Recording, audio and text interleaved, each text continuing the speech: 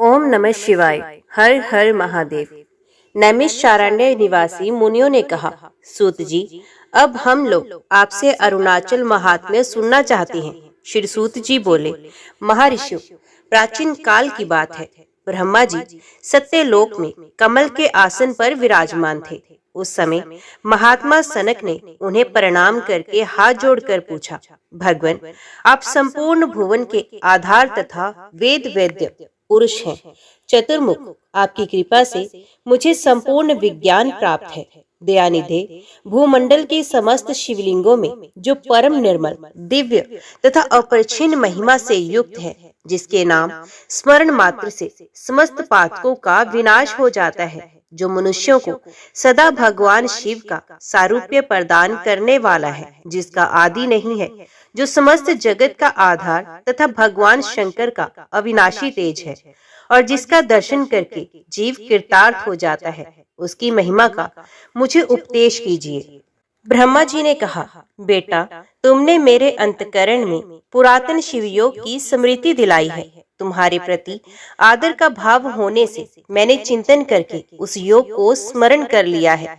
तुम्हारी अधिक तपस्या के प्रभाव से मेरे चित्त में परम उत्तम शिव भक्ति का उदय हुआ है, जिसने मेरे हृदय को क्षण भर में अपनी ओर आकृष्ट सा कर लिया है। जिन पुरुषों की सदा आकुलता रहे, परम शांत भगवान सदा शिव के प्रति भक्ति बढ़ती है, वे अपने चरित्रों से संपूर्ण जगत को पवित्र कर देते हैं।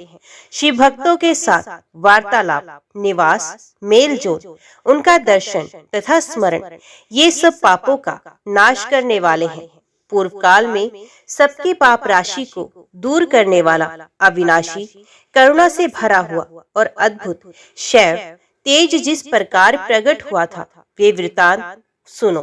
एक समय मेरे और भगवान विष्णु के समक्ष एक अग्नि में स्तंभ प्रकट हुआ, जो संपूर्ण लोकों को लांघकर ऊपर से नीचे तक फैला हुआ था और सब ओर से अग्नि के समान प्रज्वलित हो रहा था। उसका कहीं भी आदि या अंत न होने के कारण वे संपूर्ण दिगंतों में व्याप्त जान पड़ता था।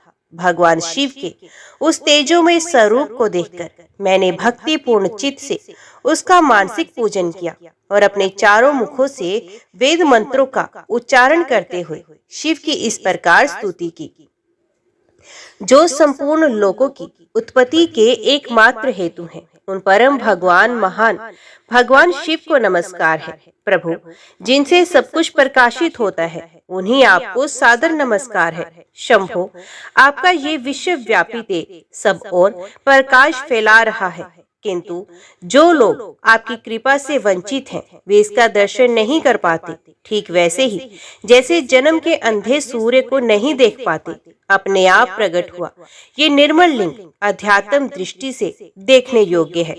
ये भीतर और बाहर सर्वत्र विराजमान है, ऐसा आपके भक्त अनुभव करते हैं।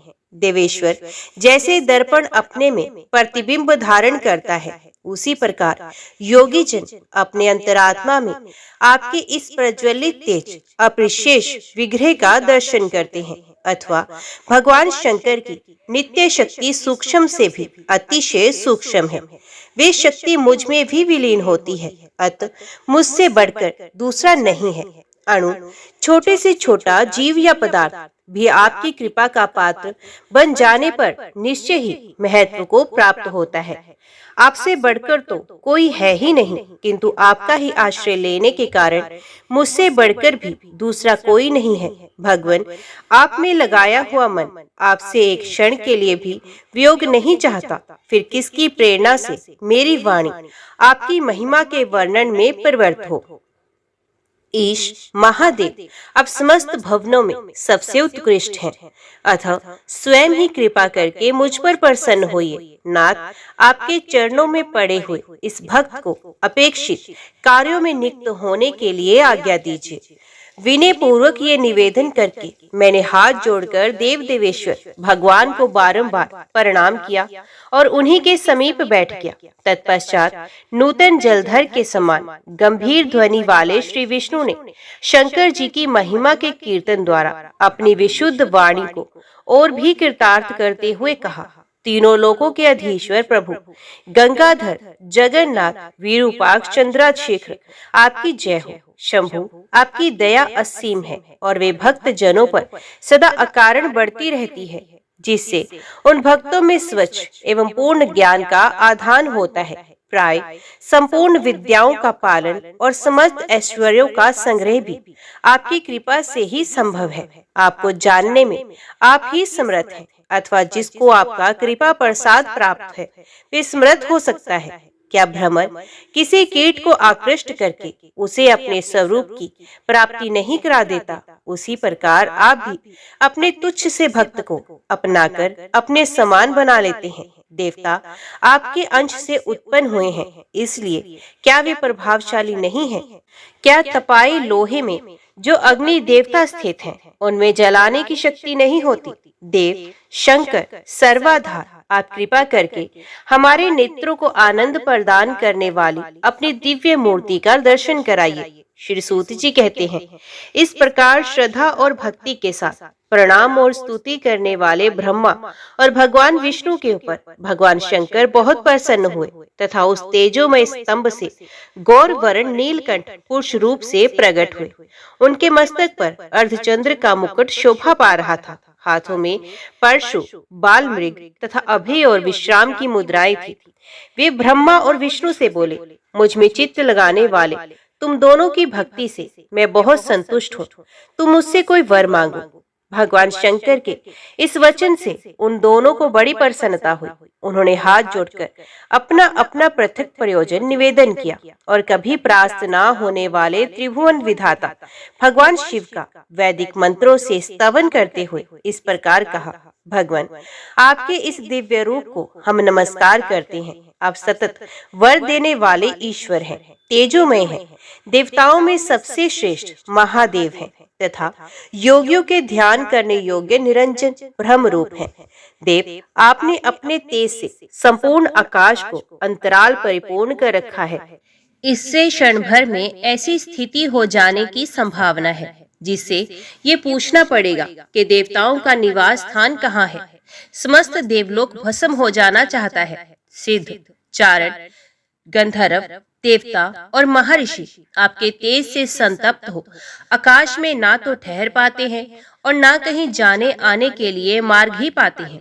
आपके उग्र तेज से तपती हुई ये समूची पृथ्वी अब चराचर जगत को उत्पन्न करने में समर्थ नहीं होगी। अतः समस्त संसार पर अनुग्रह करने के लिए आप इस तेज को समेटकर अरुणाचल नाम से स्थावर लिंग हो जाइए। जो मनुष्य आपके अरुणाचल नामक इस ज्योतिर्मय स्वरूप को भक्ति पूर्वक नमस्कार करेंगे वे देवताओं से भी अधिक सम्मानित होंगे। अरुणाचल आपकी शरण लेकर सब लोग ऐश्वर्य, सौभाग्य, महत्व तथा काल पर भी विजय प्राप्त करें। ये स्तुति सुनकर भगवान शंकर ने तथास्तु कहकर वैसा ही वर दिया। उस समय कमलाकांत भगवान श्री विष्णु ने अरुणाचलपति शिवजी से प्रार्थना करते हुए कहा, करुणा निधान अरुणाचलेश्वर प्रसन्न होइए। प्रभु हे महेश्वर, आपका प्राकट्य समस्त लोगों के हित के लिए हुआ है। आपके इस परम अद्भुत स्वरूप की उपासना थोड़े पुण्य वाले लोगों को सुलभ नहीं है।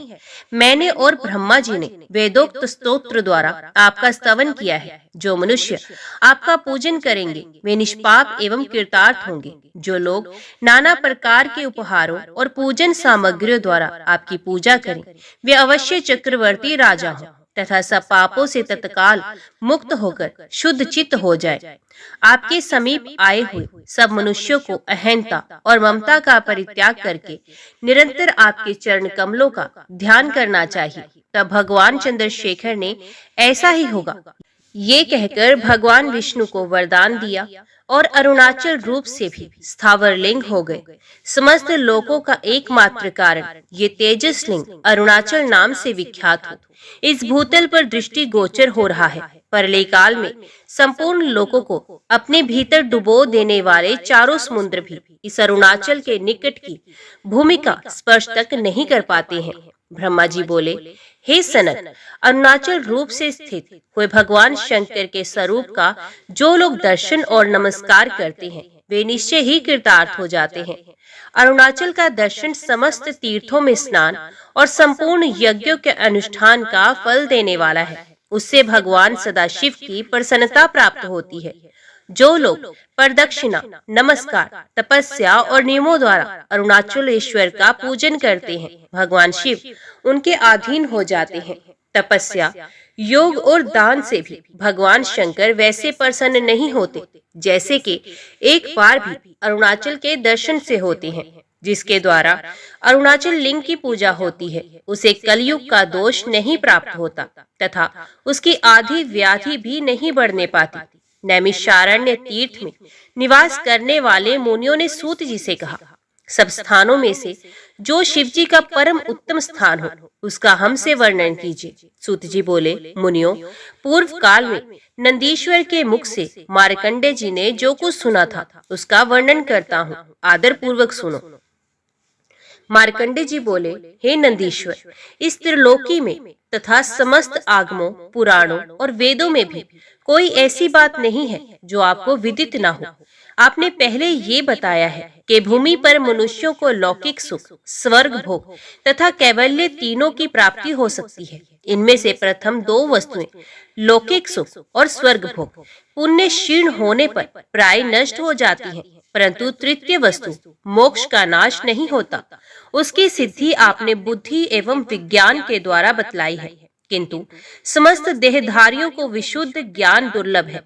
वही ज्ञान किसी किसी क्षेत्र में शास्त्र आदि पढ़े बिना ही केवल शिव के पूजन मात्र से सिद्ध हो जाता है। अतः जिस स्थान के महात्म्य से समस्त शरीरधारियों को नियम पूर्वक शुद्ध ज्ञान की प्राप्ति हो जाए, उसका मुझसे वर्णन कीजिए। यूं कहकर मार्कंडे जी ने अन्य मुनिंद्रों और महात्माओं के साथ शिलाद पुत्र नंदीश्वर के चरणार विंदों में सब शास्त्रों की प्राप्ति के लिए नमस्कार किया। तब नंदीश्वर ने कहा, मुने, तुमने जिनके विषय में पूछा है वे शिव प्रधान तीर्थ स्थान इस भूतल पर अवश्य हैं। भगवान शंकर ने समस्त चराचर जीवों का कल्याण करने के लिए वैसे दिव्य स्थानों को प्रकट किया है। देहधारियों का अपने अपने कर्मों के अनुसार भिन्न भिन्न योनियों में जन्म होता है। आपने उन्हीं के महान हित के लिए शिव प्रधान तीर्थों को सुनने की इच्छा प्रकट की है, अन्यथा करोड़ों कल्पों में भी उन देहधारियों के जन्म मरण रूप संसार की निवृत्ति नहीं हो सकती है। थोड़े कर्म और तथा अधूरे ज्ञान से जन्म मरण की परंपरा नहीं शांत होती। जैसे रहट में लगे हुए घड़े बार बार डूबते और ऊपर आते हैं, उसी प्रकार देहधारियों का आवागमन भी होता रहता है। विशुद्ध ज्ञान के सिवा अन्य किसी उपाय से देहधारी जीव गर्भवास के कष्टों और सांसारिक शोकों से विरक्त होकर शांति लाभ कर सकते हैं। शिव प्रधान तीर्थों के सेवन से उस ज्ञान की प्राप्ति होती है जिससे मनुष्य संसार बंधन से छुटकारा पा जाता है। अतः शैव तीर्थों का वर्णन किया जाता है। वाराणसी क्षेत्र 5 कोस तक परम पावन बताया गया है, जहाँ अविमुक्त नामक महादेव जी विशालाक्षी देवी के द्वारा पूजित होते हैं। वहीं कपाल मोचन तीर्थ है और वहीं काल भैरव का भी निवास है। मुने, उस काशीपुरी में मरे हुए मनुष्यों को शिव स्वरूप की प्राप्ति होती है। गया और प्रयाग भी सब सिद्धियों को देने वाले तीर्थ कहे गए हैं। वहाँ पिंडदान करने से पितृ बहुत संतुष्ट होते हैं। मुने, तुमने केदार तीर्थ का नाम सुना होगा, जहाँ भगवान शंकर इस समय भी महिष रूप धारण करके रहते और मनुष्यों का सर्वथा कल्याण करते हैं। बद्रिकाश्रम तीर्थ मनुष्यों को सब प्रकार की सिद्धि प्रदान करने वाला है। वहाँ देवी पार्वती के साथ महादेव जी नर नारायण द्वारा पूजित होकर रहते हैं। तुमने नैमिषारण्य क्षेत्र का नाम भी सुना होगा, जहाँ त्रिपुरासुर का विनाश करने वाले देवादिदेव महादेव जी निवास करते हैं। अमरेश तीर्थ भी सब पुरुषार्थों का साधक बताया गया है। वहाँ ओंकार नाम वाले महादेव जी और चंडिका नाम से प्रसिद्ध पार्वती जी निवास करती हैं। पुष्कर नामक महातीर्थ में रुजो गंधी शिवी और पुरुहुता देवी निवास करती हैं। आषाढ़ी नाम का पवित्र तीर्थ स्थान है। वहाँ आषाढ़ेश महादेव तथा रति नाम वाली देवी निवास करती हैं। दंड मुंडी नाम से प्रसिद्ध जो तीर्थ स्थान है, वहाँ मुंडी महादेव और दंडिका देवी का निवास है। लाकुली नामक विशुद्ध तीर्थ है, जहाँ लाकुलीश महादेव और सर्वमंगला देवी निवास करती हैं।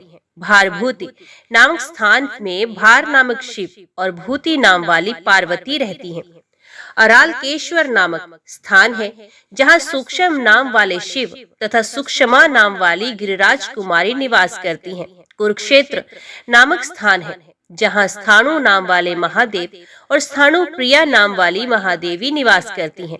कनखल नामक उत्तम तीर्थ स्थान है, जहाँ भगवान शिव उग्र नाम से और गिरिराज नंदिनी उमा नाम से निवास करती हैं। मार्कंड्य तालक नाम वाले तीर्थ में स्वयंभू महादेव और स्वयंभुवी महादेवी रहती हैं। अट्टाहस नामक महातीर्थ है, जहाँ सूर्य देव ने भगवान शंकर की पूजा करके अपना मनोरथ पूर्ण किया था। वेद वेत्ताओं में श्रेष्ठ मार्कंड्य कृतिवास क्षेत्र है, जहाँ का निवास महादेव जी के लिए कैलाश की अपेक्षा भी अधिक प्रिय है। श्रीशैल पर भगवान महेश्वर ब्रह्मरंबिका देवी के साथ मल्लिका अर्जुन नाम से निवास करते हैं। ब्रह्मा जी ने सृष्टि कार्य की सिद्धि के लिए इनका पूजन किया था। स्वर्णमुखरी नदी के तट पर भगवान शंकर कालहस्ती नाम से प्रसिद्ध हैं। उनके साथ भृंगमुख राल का नाम वाली अंबिका देवी रहती हैं। भगवान व्यास ने वहाँ अम्बा सहित भगवान शिव की आराधना की थी। कांचीपुरी में एक आम के वृक्ष के नीचे कामाक्षी देवी के साथ भगवान शिव काम शासन नाम से निवास करते हैं। व्याघ्रपुर नाम से प्रसिद्ध एक तीर्थ है, जहाँ तिल्ली वन के भीतर नृत्य करते हुए भगवान नटराज की महर्षि पतंजलि उपासना करते हैं। सेतु बंध नामक तीर्थ है, जहाँ भगवान श्री रामचंद्र जी ने समस्त पापों का नाश करने वाले महादेव जी की रामेश्वर नाम से स्थापना की है। गज प्रपा नामक एक तीर्थ स्थान है, जहाँ भगवान वृषभध्वज संपूर्ण जगत की रक्षा करने के लिए अश्वत्थ वृक्ष के नीचे विराजमान है। वृद्धाचल क्षेत्र में मणि सुक्ता नदी के तट पर महादेव जी सदा निवास करते हैं। ये बात तो तुमने सुनी ही होगी। मध्याचल नामक उत्तम स्थान का नाम भी तुमने सुना होगा, जहाँ मनोवांछित वर देने वाले भगवान शंकर गौरी देवी के साथ नित्य निवास करते हैं। भगवान सोमनाथ जहाँ निवास करते हैं, उस सोम तीर्थ का नाम भी तुमने सुना होगा, जहाँ शरीर त्याग करने वाले पुरुषों को उन्हें संसार बंधन की प्राप्ति नहीं होती। सिद्धवट नामक क्षेत्र की चर्चा भी तुम्हारे सुनने में आई होगी, जहाँ सिद्ध पुरुष उत्तम ज्योतिर्लिंग की पूजा करते हैं। कमलालय नामक क्षेत्र का नाम तुम्हारे कानों में अवश्य पड़ा होगा, जहाँ वाल्मीकेश्वर की पूजा करने से लक्ष्मी देवी ने अद्भुत ज्ञान प्राप्त किया था। द्रोणपुर नामक तीर्थ को तो तुम जानते ही हो, जहाँ कलयुग की समाप्ति में समुद्र के शुद्ध होने पर भगवान पार्वती पति नौका पर आरूढ़ होते हैं। ब्रह्मपुर क्षेत्र का नाम भी तुम्हारे सुनने में आया होगा, जहाँ ब्रह्मा जी ने पुष्करणी के तट पर महादेव जी की स्थापना की थी। तुम कौटिक नामक क्षेत्र को भी जानते हो, जहाँ भगवान चंद्रशेखर भली भांति ध्यान करने वाले पुरुषों के करोड़ों पापों का संहार करते हैं। गोकर्ण क्षेत्र का नाम तुम्हारे कानों में पड़ा होगा, जिसके समीप भगवान शिव की आराधना की अभिलाषा रखने वाले परशुराम जी स्वर्गलोक का सुख भी नहीं चाहते। त्रिपुरांतक क्षेत्र का नाम भी तुम्हें बताया है, जहाँ 3 नेत्र वाले भगवान शिव अपना दर्शन करने वाले पुरुषों के नरक भय का निवारण करते हैं। कालंजर क्षेत्र है, जहाँ निवास करने वाले भगवान नीलकंठ भक्तों के भयंकर संसार रोग का निवारण करते हैं। प्रियाल वंश प्रसिद्ध क्षेत्र है, जहाँ भगवान अंबिकापति ने दूध की इच्छा रखने वाले उपमन्यु को दूध का समुद्र ही दे डाला था। परभास क्षेत्र का परिचय भी तुमने सुना ही होगा, जहाँ भगवान चंद्रशेखर ने श्री कृष्ण और बलभद्र से पूजित होकर अक्षय फल प्रदान किया है।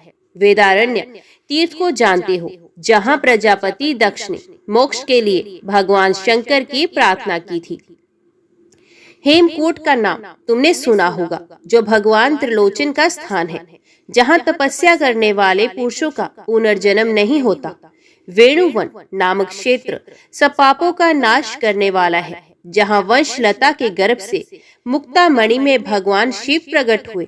अंधकासुर के शत्रु भगवान शिव का जलंधर नामक स्थान तुमने सुना होगा, जहाँ तपस्या करके जलंधर ने शिवगणों का आधिपत्य प्राप्त किया है। ज्वालामुख नामक स्थान को तुम जानते ही हो, जहाँ ज्वालामुखी देवी ने भगवान कालरुद्र का पूजन किया है।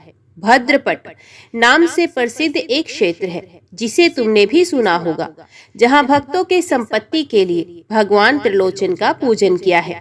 गंधमादन क्षेत्र तुम्हारे सुनने में आया होगा, जहाँ भगवान मृत्युंजय की पूजा करके मनुष्य निश्चय ही सुख प्राप्त करता है।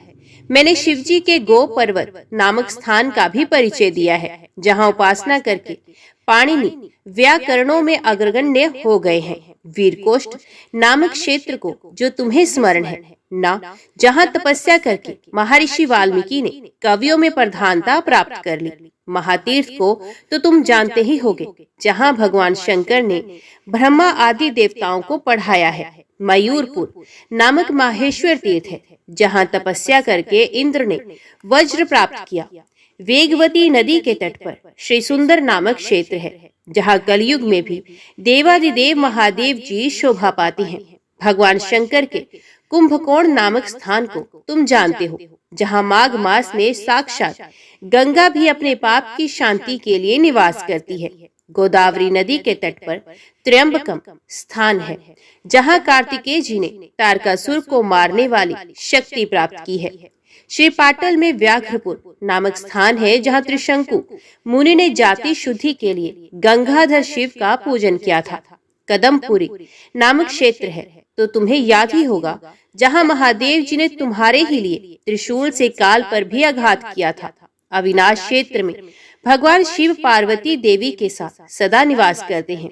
रक्त कानन नाम से जो प्रसिद्ध क्षेत्र है, उसमें भगवान शिव ने मित्र और वरुण देवता को वरदान दिया था। पाताल में हाटकेश्वर क्षेत्र है, जहाँ विरोचन कुमार बलि अपने अभिलक्षित पद की प्राप्ति के लिए महादेव जी की पूजा करते हैं। भगवान के प्रिय निवास कैलाश को तो तुम जानते ही हो, जहाँ यक्षराज कुबेर भक्ति भाव से भगवान त्रिलोचन की पूजा करते हैं। भगवान शिव के ये सभी स्थान तुम्हें बतलाए गए हैं, तुमने भी इनको ध्यान से सुना ही होगा। अब और क्या सुनना चाहते हो? मार्कंडेय जी बोले, प्रभु, आपने पहले जिन स्थानों का वर्णन किया है, उनमें भिन्न भिन्न फल प्राप्त होते हैं। जहाँ सब फलों की प्राप्ति एक ही जगह हो जाए, वे स्थान मुझे बताएं। मुझे उस देश का परिचय दीजिए, जिसके स्मरण करने मात्र से ज्ञानी और अज्ञानी समस्त चराचर जीवों की मुक्ति हो जाती है। नंदिकेश्वर ने कहा, मुने, तुम्हारे सिवा अन्य किसी व्यक्ति ने इस प्रकार दीर्घ काल तक मेरी सेवा की है। मेरा भी तुम्हारी ऊपर जैसा प्रेम है, ऐसा और किसी पर नहीं है। इसलिए मैं तुम्हें महादेव जी के गुप्त क्षेत्र का उपदेश करूंगा, जो भक्ति और मुक्ति चाहने वाले पुरुषों के द्वारा श्रद्धा पूर्वक सुनने योग्य है। मेरे द्वारा परमेश्वर शिव के रहस्य का उपदेश किया जाता है। तुम एकाग्रचित होकर सुनो और इस पर दृढ़ विश्वास करो। कामदेव का नाश करने वाले भगवान शिव का स्मरण करो। भगवती पार्वती जी के चरणों में मस्तक झुकाओ। तत्पश्चात ओंकार का उच्चारण करो। ये तुम्हारे लिए महान कल्याण का अवसर प्राप्त हुआ है। तपोधन दक्षिण दिशा में द्राविड़ देश के भीतर भगवान चंद्रशेखर का अरुणाचल नामक महान क्षेत्र है, जिसका विस्तार 3 योजन है। शिव भक्तों को उस क्षेत्र का अवश्य सेवन करना चाहिए। उस प्रदेश को पृथ्वी का हृदय समझो। भगवान शिव उसे सदा अपने हृदय में रखते हैं। लोक हितकारी महादेव जी उस क्षेत्र में स्वयं ही पर्वत रूप में प्रकट हो अरुणाचल नाम से विख्यात है। अरुणाचल क्षेत्र समस्त सिद्धों, महर्षियों, देवताओं, विद्याधरों, यक्षों, गंधर्वों तथा अप्सराओं का निवास स्थान है। अरुणाचल साक्षात परमेश्वर शिव का स्वरूप है तथा वे महर्षियों के लिए मेरु, कैलाश और मंदराचल से भी अधिक माननीय है। वहाँ सिंह, व्याघ्र आदि पशु भी जब काल आने पर अपने शरीर का परित्याग करते हैं, तब उन्हें अरुणाचल वासी भगवान शिव निश्चय ही अपने सेवकों के रूप में स्वीकार करते हैं।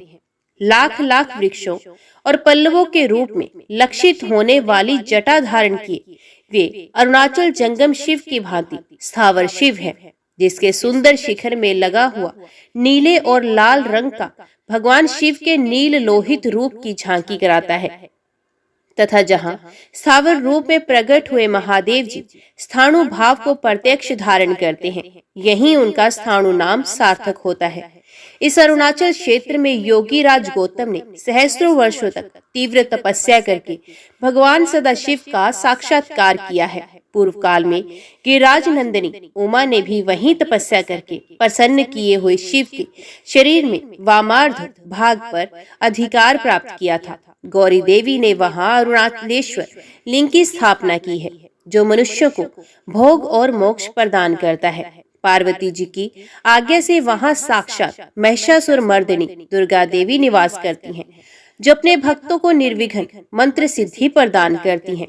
वहां श्री दुर्गा जी के द्वारा पूजित पाप नाशन नामक लिंग भी सुशोभित है, जो एक बार प्रणाम करने मात्र से मनुष्य के समस्त पाप हर लेता है। इस क्षेत्र में वज्रांगन नामक राजा ने, जो कुबेर के अपराध से हीन दशा को पहुंच गए थे, पुनः भगवान शिव की भक्ति के महात्म्य में शिव सायुज्य प्राप्त कर लिया। अरुणाचल की प्रदक्षिणा करने मात्र से कांतिशाली और कलाधर नामक विद्याधर राजा दुर्वासा के शाप बंधन से मुक्त हो गए थे।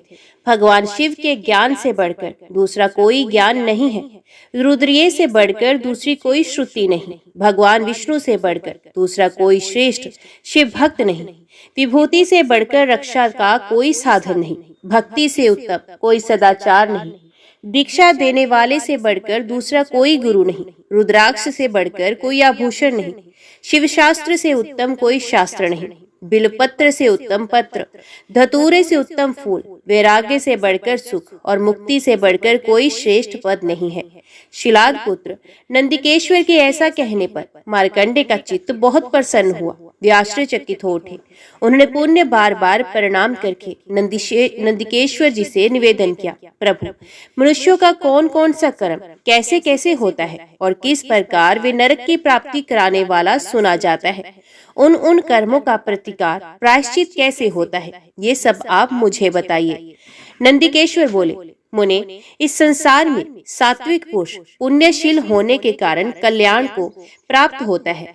कर्म 3 प्रकार के होते हैं, सात्विक, राजस और तामस। अतः विधाता ने इन तमह प्रधान कर्मों के उपभोग के लिए विचित्र विचित्र नरकों का भी निर्माण किया है। ब्रह्म हत्या के पाप से मनुष्य मृत्यु के पश्चात गधा, कुत्ता अथवा सुअर होकर फिर चांडाल होता है। शराब पीने से द्विज चिरकाल तक नरक में पड़े रहने के पश्चात कृमि, कीट एवं पतंग योनि को प्राप्त होता है, अथवा कर्म का दास होता है। ब्राह्मण के धन का अपहरण करने से मनुष्य ब्रह्म राक्षस होता है तथा जिस वस्तु की वे चोरी करता है, दूसरे जन्म में वही वस्तु उसे नहीं प्राप्त होती। गुरुपत्नी गमन करने वाला पुरुष चिरकाल तक असीपत्र वन में यातना भोगकर अंत में नपुंसक होता है, पर स्त्रीगामी मनुष्य यमदूतों के द्वारा लोहे के तपाए हुए डंडों से पीटा जाता है और काल सूत्र नामक नरक में निवास करता है। आग लगाने वाला घोर नरक में वास करता है, जहर देने वाला सुघोर नरक में, चुगलखोर महाघोर नरक में और धर्म की निंदा करने वाला अविची नरक में पड़ता है। मित्रद्रोही क्राल नामक नरक में, हिंसक भीम नरक में, छिपकर पाप करने वाला संघार नरक में, असत्यवादी भयानक नरक में तथा पराये खेत और धन आदि का अपहरण करने वाला मनुष्य असी घोर नरक में निवास करता है। पर द्रोह प्रायण पुरुष वज्र में, मांस भक्षण करने वाला द्विज तरल में, माता पिता से द्रोह करने वाला तीक्ष्ण और जप की निंदा करने वाला तापन नामक नरक में पड़ता है। घोड़े की हत्या करने वाला निरुच्छ्वास में, गो हत्यारा दारुण में, भ्रूण हत्यारा चंड में और स्त्री की हत्या करने वाला कूलक नरक में वास करता है। देव संपत्ति का अपहरण करने वाला दहन में और पराया धन हरण करने वाला घोर घोर नरक में पड़ता है। यमराज के दूत सभी पापियों को नरक में गिराते हैं, उन्हें रस्सियों से बांधते हैं, डंडों से पीटते हैं और कीलों से छेदते हैं। तीखी चोंच वाले बगुले, गीध, भयंकर नेत्रों वाले बड़े बड़े सर्प, काले नाग, व्याघ्र तथा अन्य हिंसक जीव उन पापियों को डसते हैं। शस्त्रों से काटकर टुकड़े टुकड़े कर देते हैं, देह को आग में डालकर जलाते हैं, गहरे गड्ढे में गाड़ते हैं, ऊपर से कोड़ों से पीटते हैं, खोलते हुए तेल के कड़ाहे में पकाते हैं तथा महीन सुइयों से छेद छेद कर पीड़ा पहुंचाते हैं। यमदूत पापियों से ऐसे बड़े बड़े भार ढुलवाते हैं जिनको ढोना बहुत ही कठिन है। भगवान विष्णु से वैर करने वाला मनुष्य गिरगिट और शिवद्रोही पुरुष मरकट होता है। इस प्रकार पापों का फल जानकर उसकी शांति के लिए प्रायश्चित करना चाहिए। आस्तिक पुरुष को इस अरुण क्षेत्र में ही पापों का भली भांति प्रायश्चित करना उचित है। अब मैं पाप पूर्ण चित्त वाले समस्त प्राणियों की शुद्धि के लिए विस्तार पूर्वक प्रायश्चित का वर्णन करता हूँ। ब्रह्मघाती मनुष्य अरुणाचल क्षेत्र में जाकर कद्रु तीर्थ में गोता लगाए और भस्म एवं रुद्राक्ष धारण करके पंचाक्षर मंत्र का जप करते हुए उपवास करे। मन और इंद्रियों को संयम में रखकर परमेश्वर भगवान शिव की पूजा करे और ब्राह्मणों को भोजन कराए। तत्पश्चात 1 वर्ष तक भिक्षा के अन्न पर निर्वाह करते हुए जितेंद्रिय भाव से वहां रहे और भगवान अरुणाचल का भक्ति पूर्वक विशेष पूजन करे। ऐसा करने वाला पुरुष ब्रह्म हत्या से मुक्त होकर ब्रह्मलोक में सम्मानित होता है। मदिरा पीने वाला मनुष्य भी अरुण क्षेत्र में 1 वर्ष तक विशुद्ध आचार विचार से रहे और महादेव जी की पूजा करके शतरुद्र का पाठ करते हुए उन्हें दूध से नहलाए। ऐसा करने पर वे मदिरा पान जनित पाप से शीघ्र ही मुक्त हो जाता है। स्वर्ण की चोरी करने वाला पात की अरुण क्षेत्र में महादेव जी की बिलपत्र से पूजा करके यदि ब्राह्मणों को भोजन कराए तो उस दुस्तर पाप से छुटकारा पा जाता है। गुरु पत्नी गामी पुरुष अरुणाचल में जाकर भक्ति पूर्वक व्रत का पालन करते हुए प्रतिदिन षडक्षर मंत्र का जप करे तो उस पाप से मुक्त हो जाता है। पराई स्त्री का अपहरण करने वाला मनुष्य अरुणाचल क्षेत्र में जितेंद्रिय भाव से निवास करे और 1 मास तक प्रतिदिन नए नए फूलों से अरुण शिव की पूजा करे तथा शक्ति के अनुसार धन का दान करे तो वे तत्काल पाप मुक्त हो जाएगा। जहर देने वाला मनुष्य भी अरुण क्षेत्र में पूर्वोक्त रीति से व्रत का पालन करते हुए निवास करे और महादेव जी को सब प्रकार के उपहार भेंट करे तो वे उस दोष से छूट जाता है। चुगली का पाप करने वाला भी अरुण क्षेत्र में व्रती होकर वेदोक्त क्रम में तत्पर रहते हुए यदि श्रेष्ठ ब्राह्मण को पढ़ाए या पढ़ने में सहायता करे तो वे पाप रहित हो जाता है।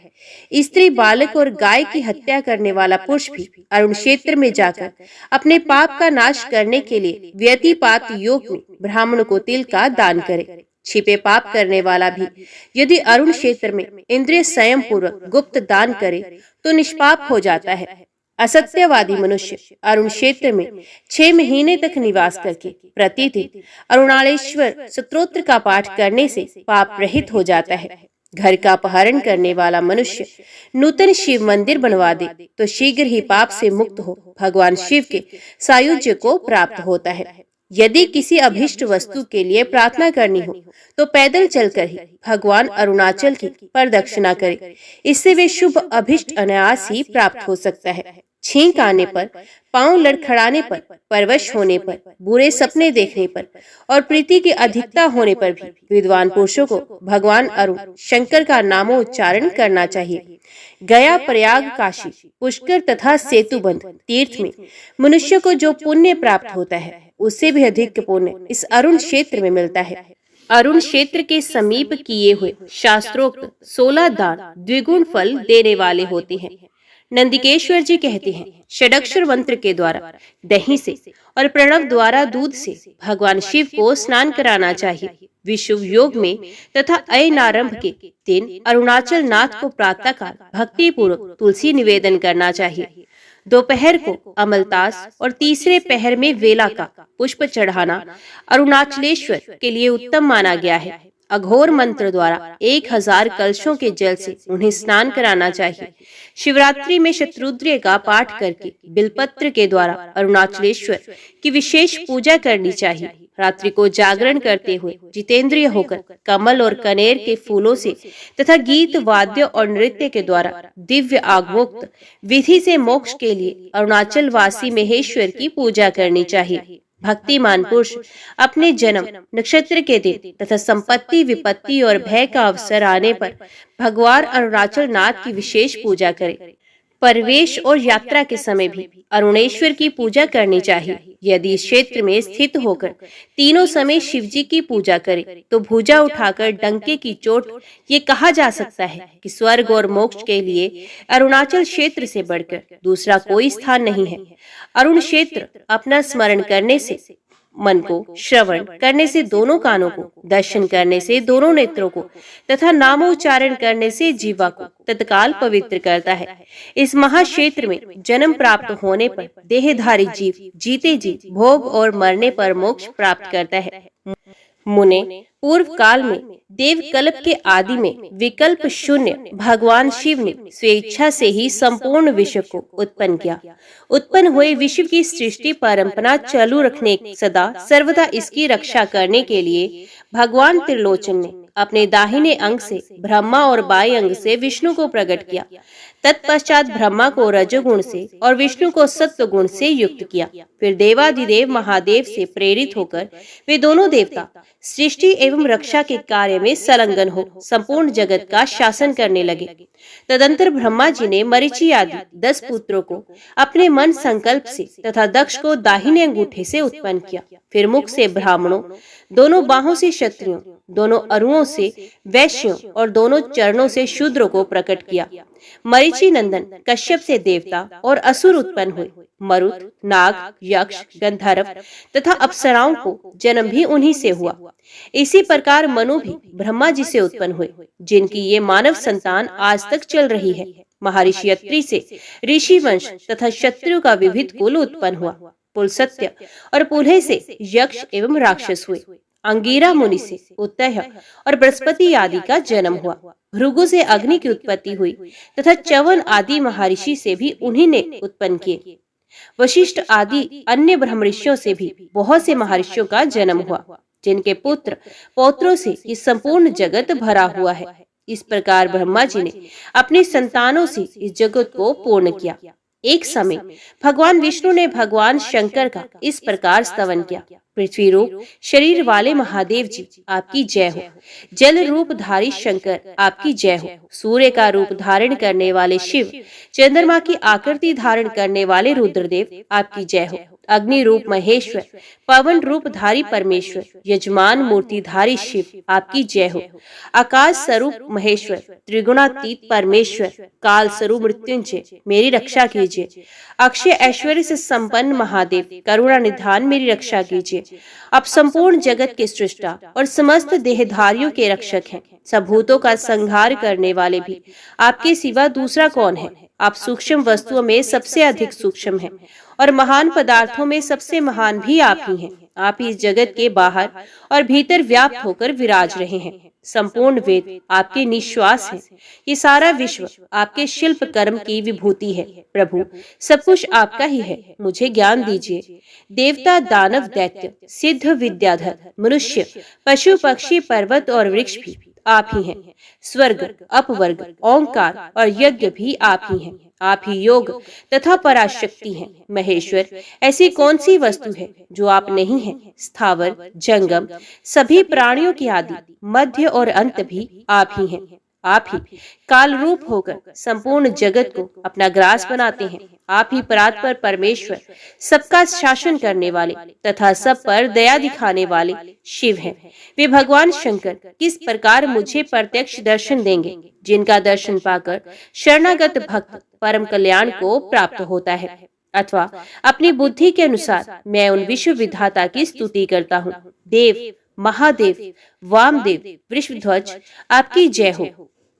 आप काल के भी काल हैं। अपने दक्ष के यज्ञ का विध्वंस किया है। नीलकंठ, चंद्रशेखर आपकी जय हो। शंभु, शिव, ईशान, शर्व, त्र्यंबकम, धुर्जटे आपकी जय हो। आप काम के शत्रु हैं। आपने त्रिपुरासुर का विनाश किया है। अप्सर होने से स्थाणु, उद्धव हेतु होने से भव तथा महान ईश्वर होने से महेश्वर कहलाते हैं। ईश आपकी जय हो। खंड परशुशूलिन, पशुपते हर, सर्वज्ञ, भर्ग, भूतनाथ, कपालिन, नील लोहित आपकी जय हो। रुद्र, यज्ञ विनाशन, पिनाक पाणी, प्रमथाधिप, गंगाधर, व्योमकेश, गिरीश, परमेश्वर आपकी जय हो। भीम, मृग व्याध, कृतिवासा, कृपानिधे आपकी जय हो। प्रभु, अग्नि आपका बीज है। आप कैलाश पर सदा ही निवास करते हैं। आप ही की आज्ञा से वायु चलती है और शेषनाग पृथ्वी का भार ढोते हैं। शर्व, आप ही के शासन से सूर्य और चंद्रमा प्रकाशित होते हैं। समूचा ब्रह्मांड समुद्र में तैरता रहता है और ग्रह नक्षत्र आकाश में विचरण करते हैं। आपके ही आदेश से मैं और ब्रह्मा पालन तथा सृष्टि के कार्य में समर्थ होते हैं और कल्प के अंत में मैं निद्रा त्याग कर पृथ्वी का पालन करता हूँ। आपका आदि और अंत नहीं बिला, ये आपकी महिमा ही है। अणिमा, महिमा, आदि महासिद्धियों के कारण आपका वैभव असाधारण है। आप अन्य सब देवताओं से श्रेष्ठ हैं। शंकर, मैं किस प्रकार आपकी स्तुति करूं? संपत्ति में तो हम आपको भूल जाते हैं और विपत्ति में स्मरण करते हैं। भक्तों पर आपको कभी क्रोध नहीं आता, सदा ही उन पर कृपा और प्रसन्नता बनी रहती है। जब आप अपनी भक्ति प्रदान करते हैं तब बोध प्राप्त होता है और उससे मोक्ष मिलता है। ओम नमः शिवाय। हर हर महादेव। आज की वीडियो में इतना ही। उम्मीद करती हूँ वीडियो आपको पसंद आई होगी। वीडियो पसंद आई हो तो वीडियो को लाइक और चैनल को सब्सक्राइब जरूर कीजिएगा। ओम नमः शिवाय लिखकर कमेंट बॉक्स में अपनी हाजिरी और अपने सुझाव देना ना भूलिएगा।